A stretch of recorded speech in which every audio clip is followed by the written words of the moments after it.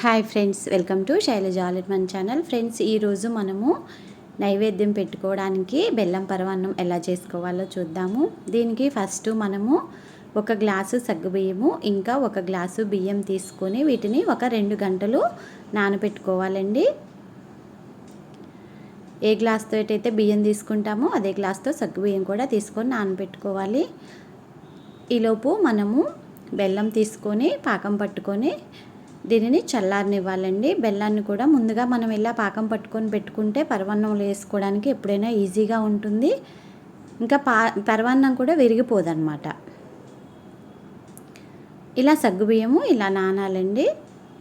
ఆ తర్వాత మనము స్టవ్ మీద తెపాలు తీసుకొని అందులో పాలు పోసుకొని స్టవ్ మీద పెట్టుకొని పాలు వేడి రానివ్వాలి. ఈలోపు మనం ఇంకో స్టవ్ మీద ఒక గిన్నెలోకి నీళ్లు తీసుకొని ఆ నీళ్లు మసిలాక ఇప్పుడు ఇందులో మనము సగ్గుబియ్యం వేసుకోవాలండి. నానబెట్టుకున్న సగ్గుబియ్యం వేసుకోవాలి. అవి ఉడికేలోపు మనకి పాలు కూడా వేడెక్కుతాయి. ఈలోపు మనం ఇందులో బియ్యం వేసుకుందాము. పాలు వేడయ్యాక ఇప్పుడు ఇందులో మనం బియ్యం వేసుకొని వీటిని ఉడకనివ్వాలి. సగ్గుబియ్యం కూడా ఈజీగా ఉడికిపోతాయండి. మనం ఎక్కువసేపు నానబెట్టుకుంటే సగ్గుబియ్యం అనేది చాలా ఈజీగా ఉడికిపోతాయి. ఇప్పుడు మనకి బియ్యం కూడా ఉడికిపోయాయండి. ఇవి ఉడికాక ఇవి కూడా పూర్తిగా ఉడకాలన్నమాట. బియ్యం కూడా పూర్తిగా ఉడికాక ఇప్పుడు మనము ఇందులో ఉడికించుకున్న సగ్గుబియ్యం వేసుకోవాలి. మనకి సగ్గుబియ్యం కూడా పాలల్లో వేసుకోవచ్చు, కానీ ఎక్కువ టైం పడుతుందండి ఉడకడానికి. అందుకని మనం సగ్గుబియ్యాన్ని సపరేట్గా ఇలా ఉడికించుకొని ఇలా పరమాన్నంలో వేసుకోవాలి.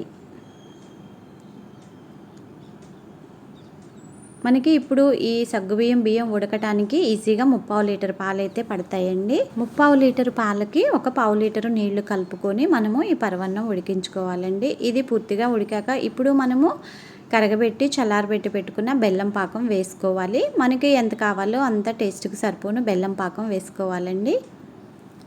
మనం బెల్లం పాకం వేసుకొని కలుపుకుంటూ ఉండాలి. అదే వేడివేడి పాకం పోసినా కూడా ఒక్కోసారి విరిగిపోతూ ఉంటుందండి. పరమాన్నం విరగకుండా ఉండాలంటే బెల్లం పాకం ముందుగానే కరగబెట్టి పెట్టుకోవాలి. ఆ తర్వాత ఇందులో యాలకుల పొడి వేసుకొని కలుపుకొని ఆ తర్వాత మనం సర్వింగ్ బౌల్లోకి తీసుకుందాము. ఇది చాలా బాగుంటుందండి పరమాన్నం. ఇలా చేసుకుంటే చాలామంది దాన్ని వాటర్లో కూడా ఉడికిస్తున్నారు బియ్యాన్ని, కానీ ఇలా పాలల్లో ఉడికించుకుంటేనే టేస్ట్ ఉంటుంది బియ్యం. ఆ తర్వాత మనము పైన డ్రై ఫ్రూట్స్ వేసుకుంటే ఎంతో టేస్టీగా ఉండే పరమాన్నం రెడీ.